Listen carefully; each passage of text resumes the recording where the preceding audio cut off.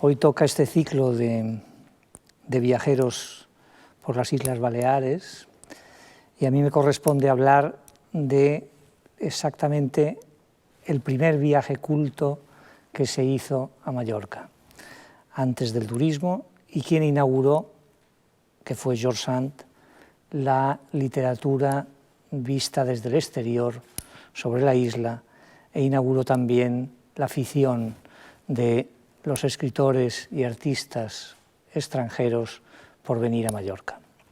He titulado la conferencia Chopin y George Sand o el espíritu romántico de visita en Mallorca. Hace medio siglo, la revista Papeles de son alma dans, fundada por Camilo José Cela, llevaba el siguiente anuncio en su contraportada.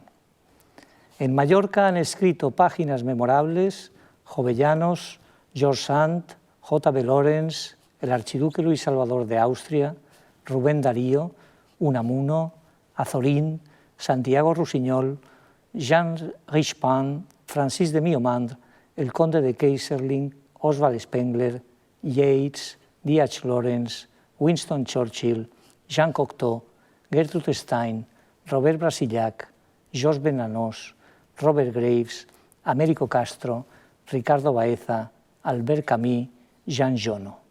3 puntos suspensivos. Visite Mallorca, el más bello rincón del Mediterráneo. El anuncio era estupendo, aunque hubo bastantes más, y pienso ahora en Agatha Christie.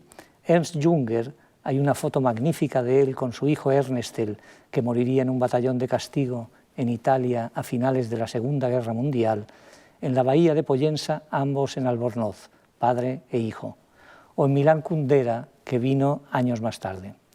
Hay muchos, pero la cuestión es otra, su importancia en uno o en otros, siempre diferente, y su importancia en la visión y la concepción de la isla. Para mí, saber que puedo contar entre mis modernos dioses lares con los poetas Yeats, Graves, Borges o Rubén Darío, cuya epístola a Madame Lugones es uno de los mejores poemas en español de la primera mitad del siglo XX y fue escrito junto a la Cartuja de Valldemosa, y con los escritores Ernst Junger y Albert Camus, las páginas de este sobre Palma son maravillosas, es un lujo impagable y un gran refuerzo, cuando vienen mal dadas. Pero aquí de lo que se trata es de la isla, de Mallorca. Si todos los nombrados han enriquecido con sus visiones la visión general de la misma, hay 2 de ellos que la han modificado desde dentro, cosa, como sabe cualquier mediterráneo, bastante difícil para un extranjero. El primero o primera es George Sand con su invierno en Mallorca.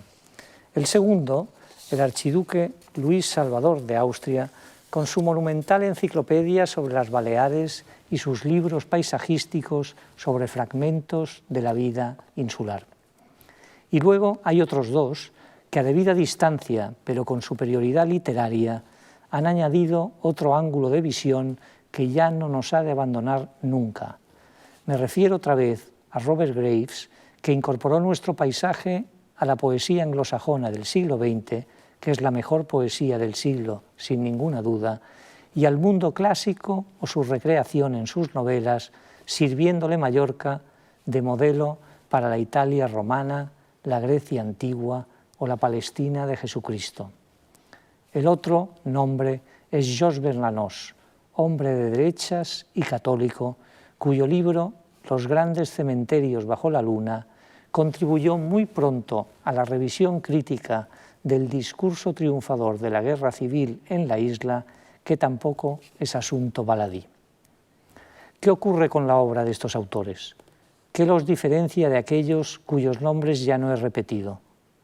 Ocurre que influyen potentemente en el humus intelectual de una cultura y que modifican también su paisaje moral.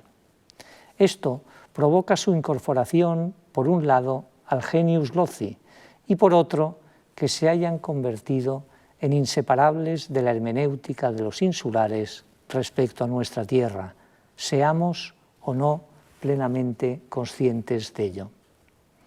Antes he elegido a Darío, a Yeats, a Graves, a Borges, a Junger y a Camus. Es mi caso particular y otros, de nombrarlos, escogerían distintos nombres.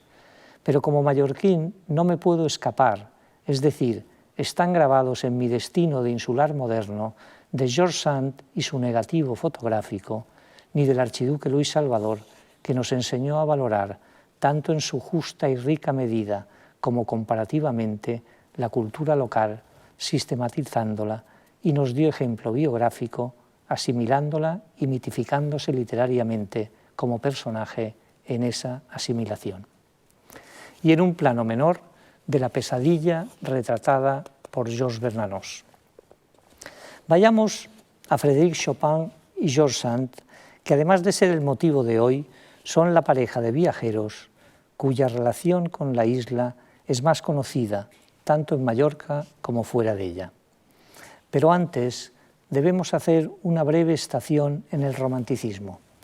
Ambos pertenecen de pleno a este movimiento y época artísticos que tantas cosas cambió. Su etapa mallorquina no es más que otra consecuencia del romanticismo, viajar hacia el sur. Y lo mismo que su origen, la estancia en la isla, sus frutos, música y literatura, tan distintos los de Chopin y los de Sand, y no por pertenecer a distintas ramas del arte. También aquí veremos el porqué de esa gran diferencia, viviendo ambos artistas la misma vida, en el mismo lugar y entre las mismas gentes. El romanticismo sitúa al artista en su sitio, le da un centro destacado y en ese centro es observado y apreciado por los demás.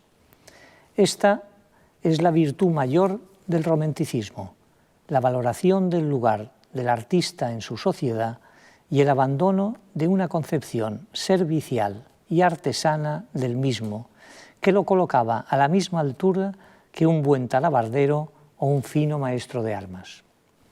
Un par de botas excelentes o el hermoso damasquinado y buen tino de una escopeta de caza tenían para el duque de Weimar, y esto es solo un ejemplo, el mismo valor o más que una pieza musical para clave. El artista es solo un creador, no un cortesano, o no debería, y por primera vez se le reconoce este estatus gracias al romanticismo.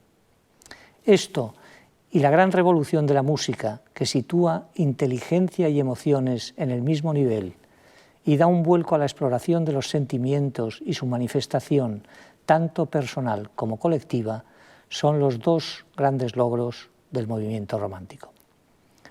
Pero como todo en la vida, el romanticismo tiene su cara oscura, disfrazada de las mejores intenciones, como suele ocurrir también en la vida.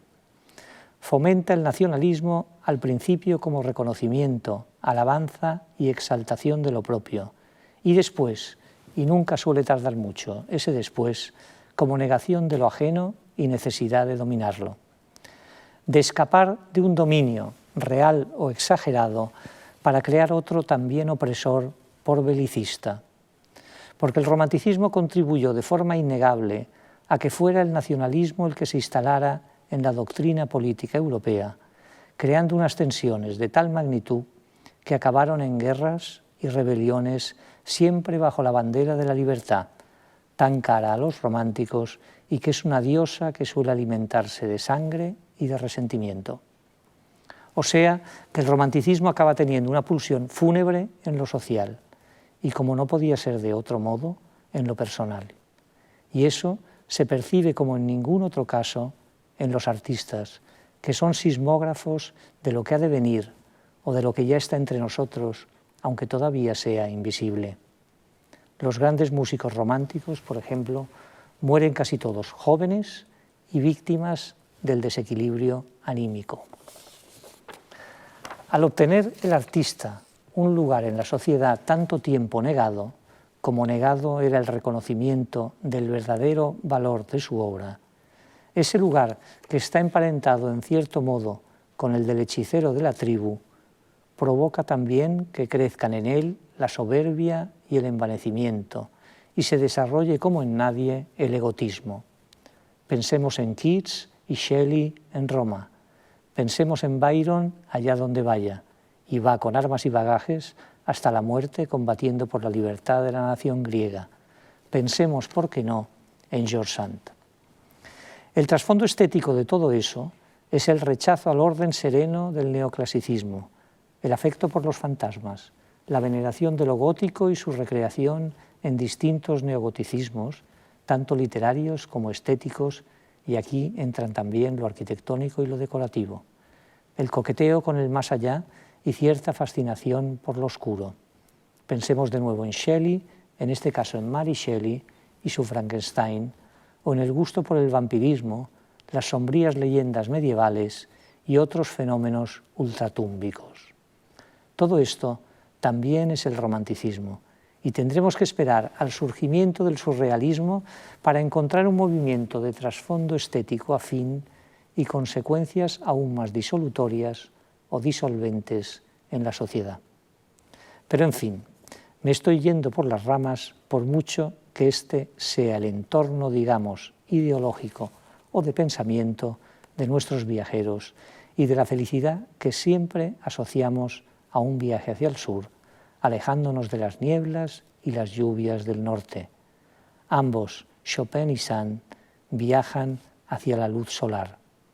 Tenemos un cielo de Italia, le escribe George Sand a un amigo del músico polaco desde Mallorca. Viajan primero en un gran clipper que zarpa de Port Vendrés en dirección a Barcelona y después en un vapor que cubría el trayecto Barcelona-Palma, bautizado el Mallorquín. De París a Perpiñán cada uno ha ido por su lado. George Sand con sus hijos Maurice y Solange. El motivo original del viaje es residir en un lugar cuyo clima favorezca la salud del hijo mayor de la escritora y que madre e hijos compartan tiempo y estudios. Una isla en el Mediterráneo es el aconsejado. No se contaba en principio con la compañía de Chopin, pero este se suma conviniendo con ella que Mallorca también le irá bien para su afección pulmonar. Y aquí he de hacer un inciso. La afección pulmonar de Chopin siempre se ha considerado que era la tisis, porque la tisis era otra de las características románticas en cuestión de relaciones con la enfermedad. Pero hay dos cosas que niegan esa posibilidad tísica en el momento en que viene a Mallorca. La primera es que su médico, antes de salir de París, dice que tiene una afección pulmonar, pero le dice que en absoluto es la tuberculosis, que se puede ir tranquilo, que no es la tuberculosis. Y después la curiosa paradoja, si él hubiera sido tísico, que ni George Sand, ni Solange, ni Maurice se contagian de él. Ninguno de los tres sufre el más mínimo contagio cuando los tuberculosos eran bastante contagiosos. En realidad, lo de la enfermedad es un pretexto que acabará convirtiéndose en el principal leitmotiv del viaje. La versión oficial es que ella acaba de romper, cuando digo ella me refiero a George Sand, con su último amante, que era el preceptor de sus hijos y que no la deja en paz, y que él está afectado por la negativa del padre de María Wozinska, una noble polaca, a la posibilidad de matrimonio, y eso lo sume en un estado de inquietud que le impide la creatividad. La potente presencia de la escritora le calma, y pese a cierto rechazo inicial, qué mujer tan antipática la Sand, pero es realmente una mujer, había dicho. Luego se refugia en ella como quien se refugia en un espíritu materno, algo que Sand siempre regaló a sus amantes como otro don de la pasión. Ella ve en él al artista, al hombre de una sensibilidad tan refinada como delicada, dicen que es su salud, y ve también el impulso para comenzar otro trepidante episodio de su vida artística, su propia vida artística, colateral al cuidado de sus hijos. George Sand es así en París y viajando, como quien se nutre, y es Madame Dudevant o Aurore Dupin, la señora de Noailles, en su hacienda natal del Berry, donde nunca la llaman George, firma sus cartas como Aurore y jamás se viste de hombre, aunque en su adolescencia lo haya hecho, y se cuenta que no le disgustaba, sino todo lo contrario, que la mirara alguna joven campesina. Pero hay algo más que tampoco es parejo entre ambos. Antes y después de separarse de su marido, Sand ha tenido varios amantes siempre más jóvenes, asunto más o menos público porque la bohemia romántica no solo no oculta, sino que exalta. Piensen en Byron y Caroline Lamb, por ejemplo, o en Byron y su propia hermana, hasta llegar a Chopin. Hasta llegar a Chopin, naturalmente, George Sand. De este poco escapa de lo secreto, apenas se sabe nada. El episodio amoroso más conocido de George Sand es su tormentosa relación con el poeta Alfred de Musset, con quien viaja a Venecia y allí le engaña sin ninguna contemplación con el médico que solicitan para él, el doctor Pagello. De aquella pasión entre el poeta y la novelista nos queda una deslumbrante correspondencia, un pequeño tratado sobre la pasión amorosa donde todo es verdad y nada simulacro o imitación. Como de la estancia en Mallorca nos quedan los preludios, un scherzo, una balada y un par de nocturnos. No entran aquí las dos polonesas que escribió porque nacen de otro sentimiento, el nacional polaco, que es otra forma de amor. Lo que resulta extraordinario por su fecundidad, la compañía de George Sand sin duda era muy fecunda, y las cotas maravillosas que alcanza el músico en estas obras. De su arribada a la isla queda la alegría de Chopin y la queja reiterada y recurrente de Madame Sand por la cantidad de cerdos que viajaban en el mallorquín. Algo así sobrevolará por encima de ambos durante su estancia mallorquina. Ya saben, en el principio se encierra siempre el final. Y George Sand abre la lista de viajeros románticos del norte por España, de J.B. Lawrence a George Borrow o Washington Irving, no lo olvidemos.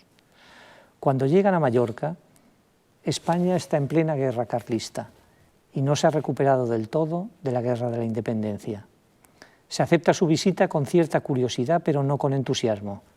El entusiasmo para el insular tiene un cariz maleducado, pero además la fama de mujer independiente precede a Madame Sand y la sociedad mallorquina, que cuenta, es conservadora y le gusta guardar las formas más que el fondo.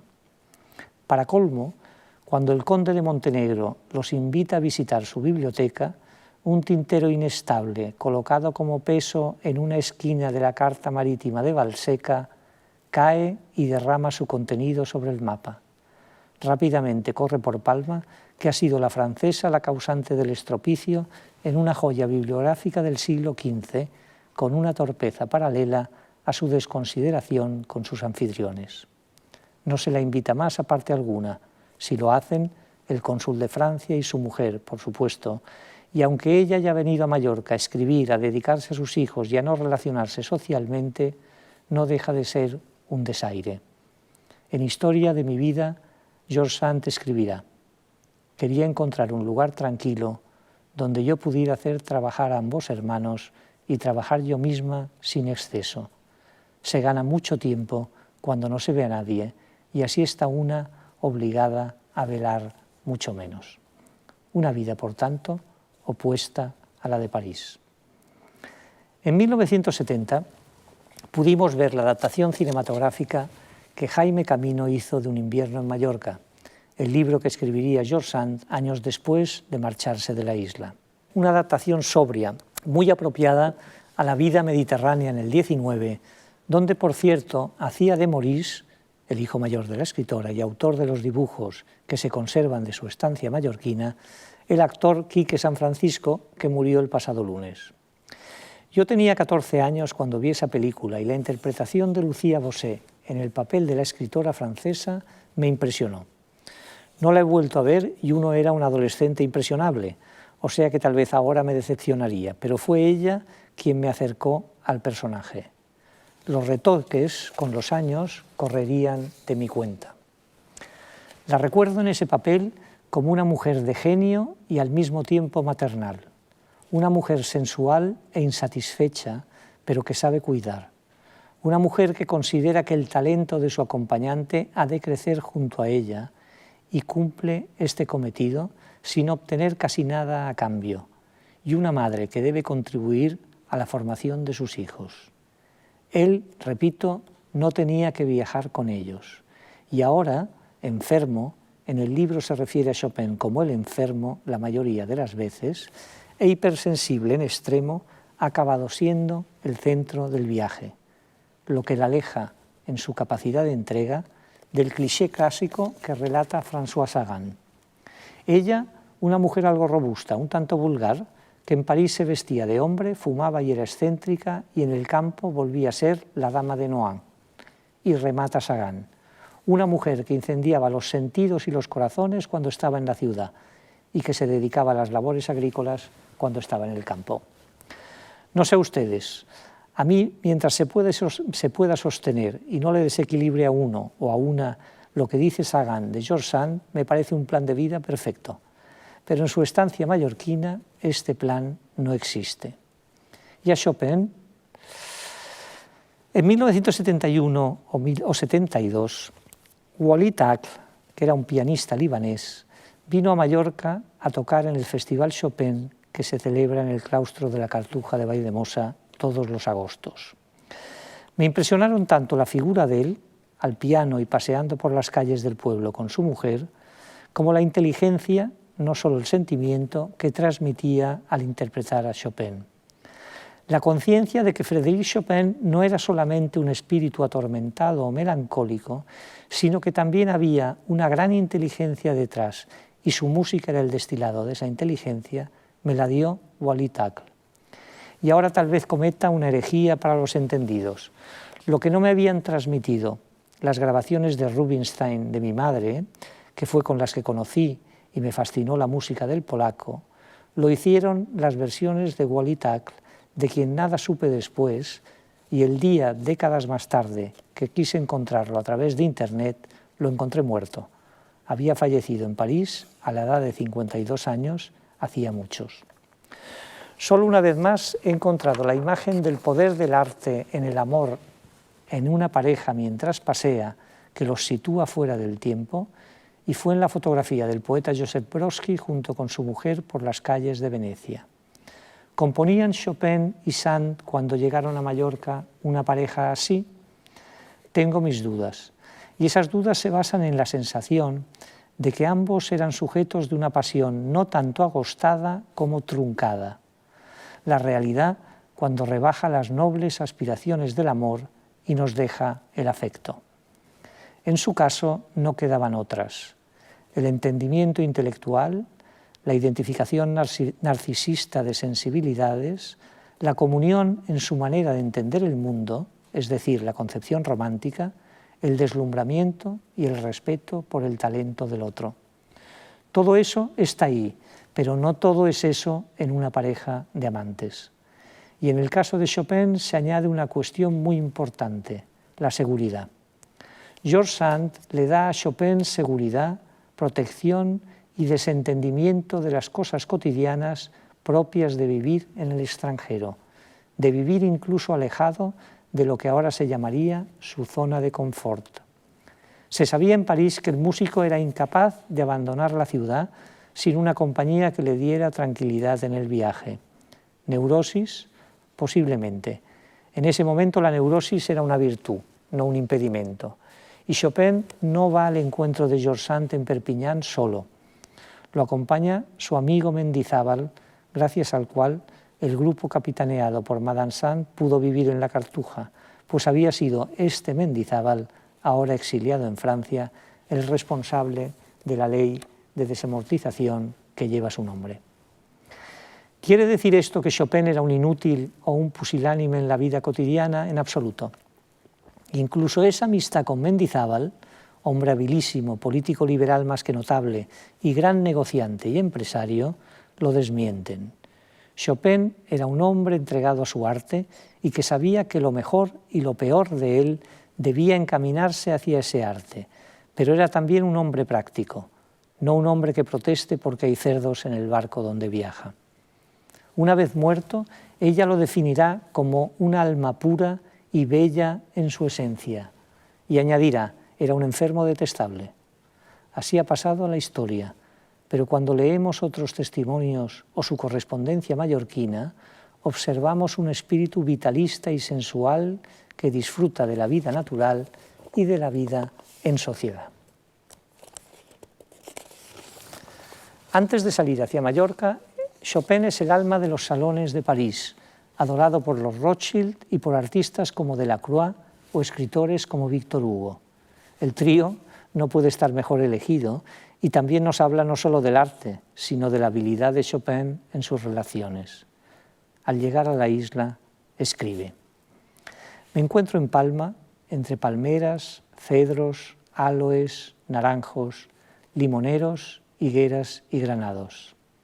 El cielo es turquesa, el mar azul, las montañas esmeraldas. El aire es como el azul del cielo.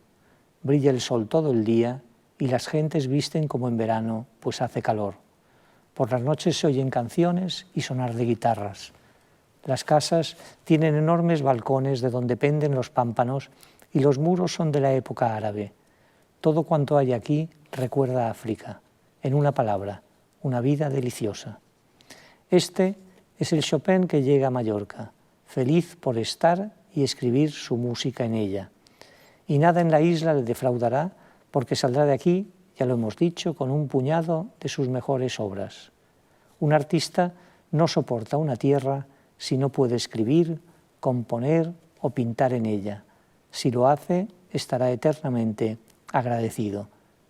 Y son dos las cosas que alimentan a Chopin: la vitalidad mediterránea del barrio de Ribera, donde se instalan al llegar a Palma, la luz, el mar, los ruidos de herreros, boteros, carpinteros, las canciones, las macetas de geranios en los balcones, y el paisaje insular, luego, tanto en Son Vent, en Establiments, como en Valldemossa. Ahora, querido amigo, gozo algo más de la vida. Estoy muy cerca de lo más hermoso del mundo. Soy un hombre mejor, escribe. Y se nos muestra como un hombre metódico que lleva minuciosamente su economía y el negocio que se desprende de su música. Nacionalista preocupado por Polonia, donde hay revueltas contra el poder ruso, por el piano comprado a Pleyel que no llega, y antisemita en varios de sus comentarios, además de un hombre con sentido del humor. Cuando llegan las lluvias y cae enfermo, lo visitan tres médicos locales.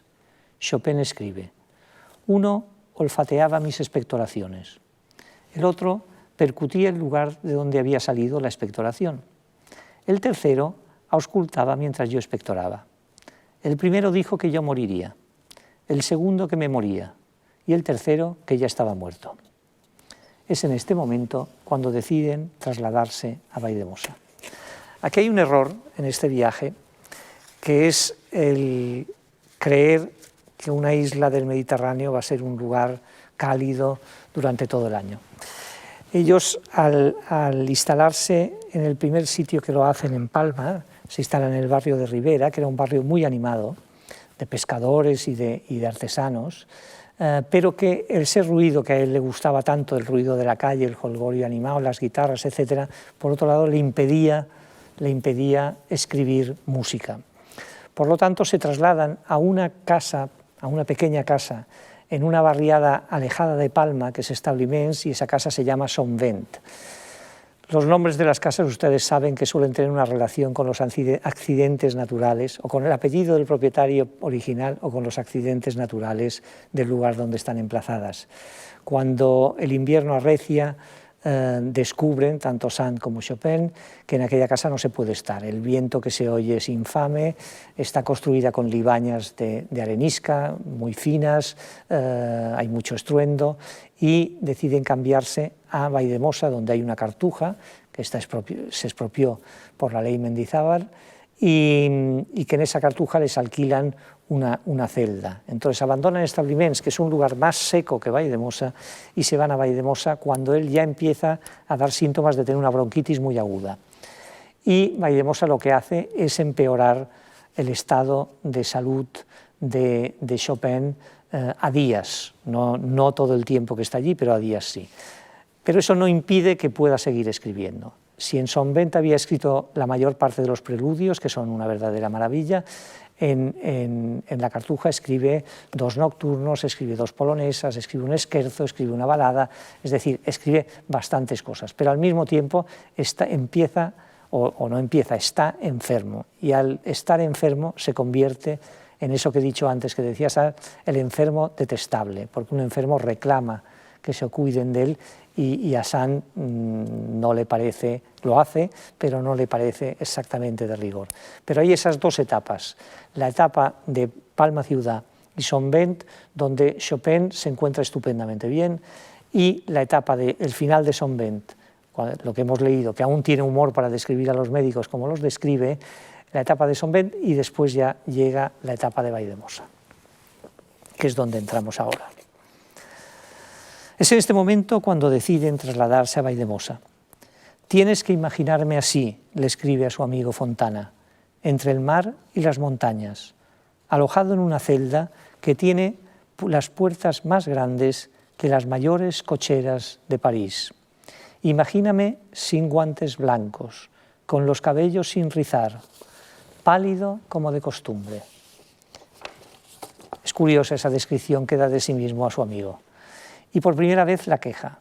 La naturaleza de aquí es tan beneficiosa como hermosa, pero los hombres son unos pillos. Como nunca ven extranjeros, ignoran qué es lo que estos aprecian, y así se da el caso de que una naranja no cuesta nada y piden sumas fabulosas por un botón de los calzones. En esta visión, que George Sand aumentará hasta proporciones que tiñen su libro mallorquín y lo convierten en un alegato en contra de los insulares con los que convive, hay el pozo de un cierto desdén o perfume aristocrático. La madre de Chopin pertenecía a la nobleza polaca, y Aurora Dupin, por parte de padre, estaba entroncada, aunque fuera ilegítimamente, con el rey de Polonia y con Luis Felipe de Francia. Ella sola era un pequeño Gotha.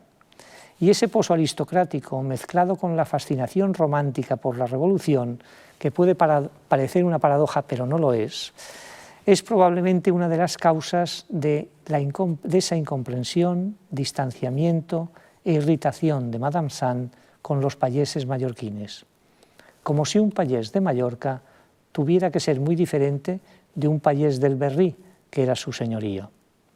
Lo que ocurrió, y esto es solo una teoría, para entender el libro, es que precisamente nadie la trató en Mallorca como señora de Noailles.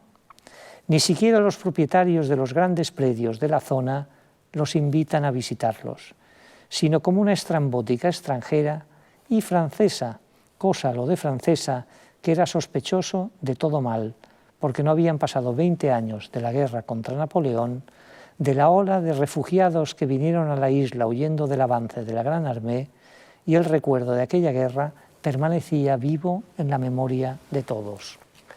Lo triste es que un invierno en Mallorca ha pasado a esa memoria colectiva como una afrenta, cuando es el primer y extraordinario elogio literario, no étnico, de la isla, hecho por una mirada externa. Incluso encierra el primer eslogan publicitario escrito en el Mediterráneo. Dice Sand en su libro: «La verde Helvecia bajo la luz de Calabria, con la solemnidad y el silencio de Oriente». No me digan que no sea, pese a su longitud, magnífico. Y al mismo tiempo, las mismas cosas las vive de forma opuesta a Chopin. Un baile de carnaval le parece una pesadilla tramada para atormentarla, y al músico un delicioso espectáculo popular en su honor, como así fue cuando se organizó ese baile. Qué lejos está el axioma de Madame de Staël: comprenderlo todo es perdonarlo todo. Madame Sand había nacido 40 años más tarde que Staël, y una revolución, la revolución, por en medio. Para ella, el payés mallorquín es un esclavo feudal que no desea salir de su estado. Insisto en esto porque me parece esencial a la hora de entender un invierno en Mallorca. Y La Cartuja, y esto es positivo para ella y su literatura, es un escenario gótico y poblado de aparecidos y fantasmas de monjes muertos, muy a la moda de la época.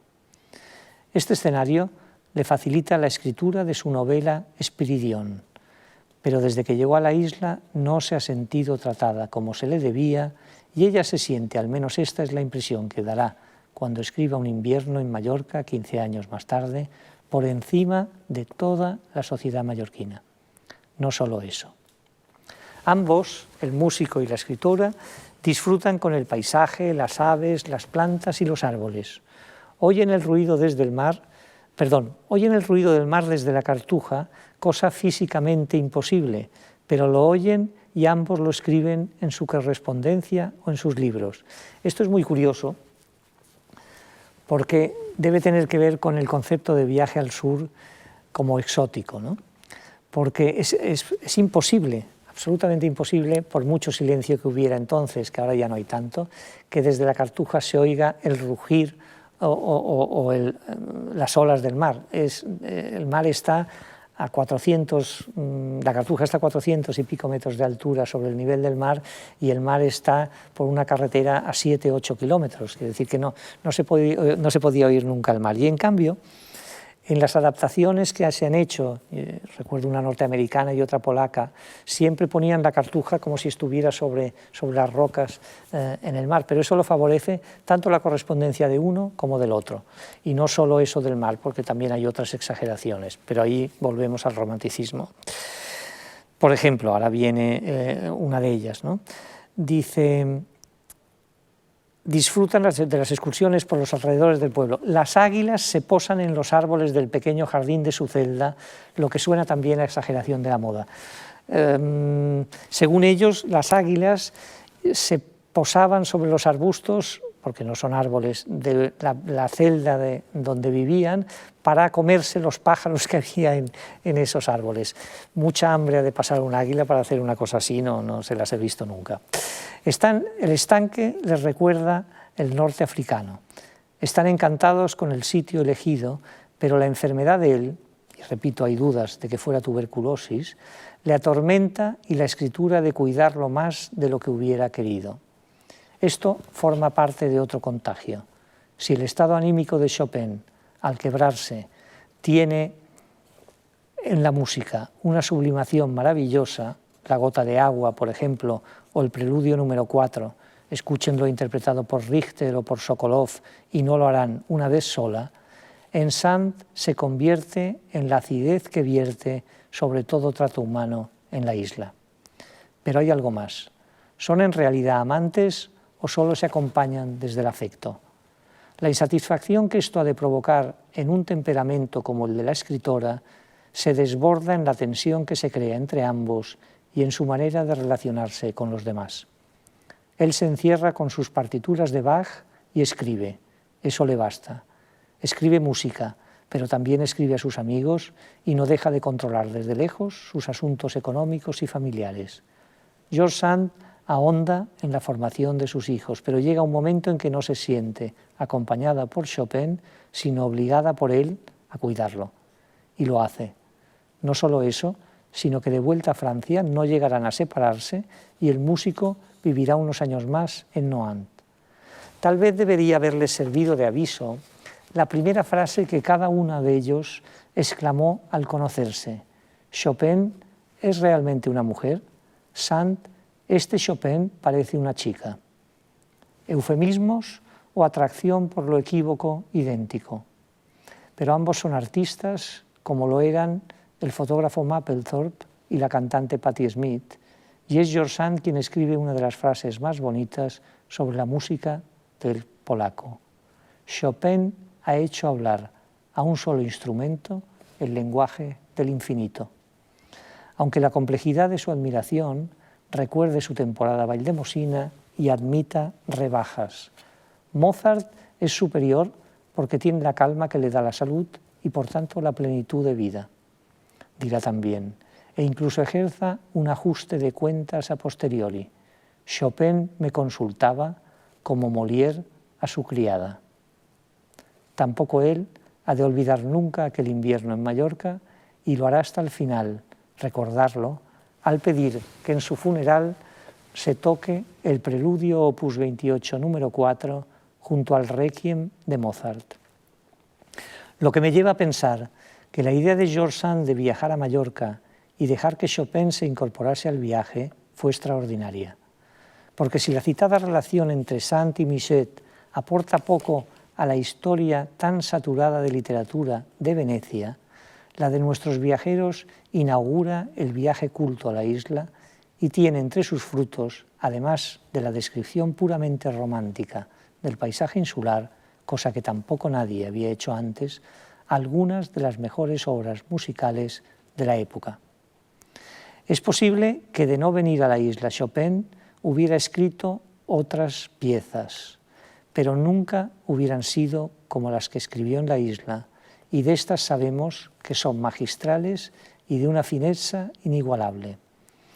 En cuanto a la parte negativa del libro de George Sand, toda afrenta tiene su usufructo.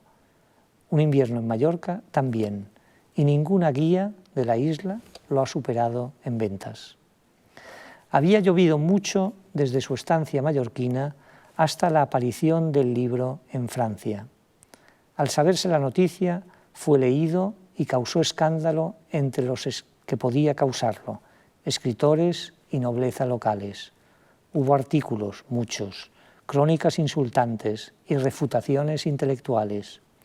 Si George Sand hubiera viajado a la isla entonces, mejor no pensarlo. Solo la defendió la mujer del cónsul francés, otra mujer refinada y culta, y la tormenta acabó pasando. También es de mala educación que las tormentas duren. Hoy diríamos que George Sand o Aurore Dupin fue la gran precursora de la mujer contemporánea en la literatura y en la vida. Lo fue de Colette, por ejemplo, o de Simone de Beauvoir, o de François Sagan. Porque la vida está llena de paradojas, y en el Mediterráneo la imaginación también cuenta. Un invierno en Mallorca, traducido a todos los idiomas, es también el souvenir que más se ha vendido en Valldemosa durante décadas, junto a pianos de madera de olivo con la efigie de Chopin y otros gadgets similares. Su traducción al inglés es una pieza literaria porque está hecha y prologada por el poeta Robert Graves. Y alguna vez he pensado, frente al legado de George Sand en Mallorca, lo que hubiera ocurrido hoy si un músico tan conocido como Chopin y una escritora aclamada en los salones de París, hoy Nueva York, decidieran pasar una temporada en la isla. Los fantasmas que agobiaron a Madame Sand serían los medios de comunicación y los paparazzi. El título no haría referencia al invierno, sino que probablemente sería un verano en Mallorca, y habría problemas de derechos, porque dos escritores insulares, Mario Verdaguer y Lorenzo Villalonga, ya lo usaron, usufructuando en cierto modo el libro de Sand. La bautizada por ellos pillería local, de nuevo el Mediterráneo, estaría legalizada por el mercado en los precios que les cobrarían por vivir en un lugar tan maravilloso como la Cartuja. Escribir, George Sand no hubiera podido escribir mucho, la verdad. Ni la novela Espiridión, ni notas para su libro de viajes. Demasiados cócteles, demasiadas cenas, demasiadas fiestas locales e internacionales a las que asistir. ¿Hubiera sido años después George Sand una especie de Truman Capote en Plegarias atendidas? Quizá. O como buena romántica, le gustarían lugares más sórdidos, las reservas de turismo de botellón como Magaluf o el Arenal, por ejemplo, al caer la noche. ¿Serían nuestros Chopin y Sand posmodernos algo así como Michael Douglas y Catherine Zeta-Jones? ¿O somos nosotros los que tanto hemos cambiado? Es más y más preocupante. ¿Sería atractivo en el mundo actual un anuncio como el de Papeles de Son Almadans citado al principio? Pero volvamos atrás, a un lugar que nunca se acaba. Chopin ha hecho hablar a un solo instrumento el lenguaje del infinito, dijo ella. Escuchemos pues un fragmento de ese infinito, el preludio opus 28, número 4, en la impresionante versión de Sviatoslav Richter que me recomendó mi amigo Capó hace tiempo. Aunque solo fuera por esta pieza, nuestro agradecimiento por la estancia de ambos en la isla debería ser infinito, tanto como el lenguaje del piano de Frédéric Chopin, en palabras de George Sand. Oigámoslo una vez más.